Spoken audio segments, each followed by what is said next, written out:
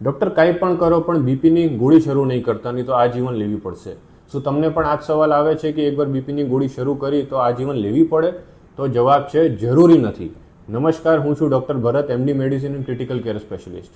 હવે બીપીની દવા કેટલા સમય સુધી લેવી પડશે એ તમારા બીપીના કારણ, તમારી ઉંમર, તમને અન્ય કોઈ બીમારી છે કે નહીં અને તમારી જીવનશૈલી કેવી છે એના પર આધાર રાખે છે.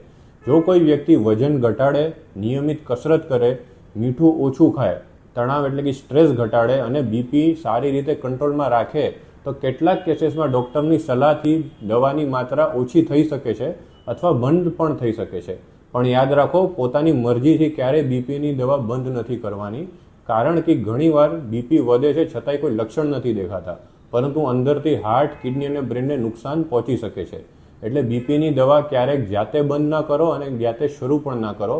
હંમેશા તમારા ડૉક્ટરની સલાહ મુજબ જ નિર્ણય લો. જો તમને પણ બીપી અથવા બીપીની દવા વિશે કોઈ પણ પ્રશ્ન હોય તો કમેન્ટમાં પૂછો અને આવી સરળ આરોગ્ય માહિતી માટે અમને ફોલો કરવાનું ભૂલશો નહીં. Thank you.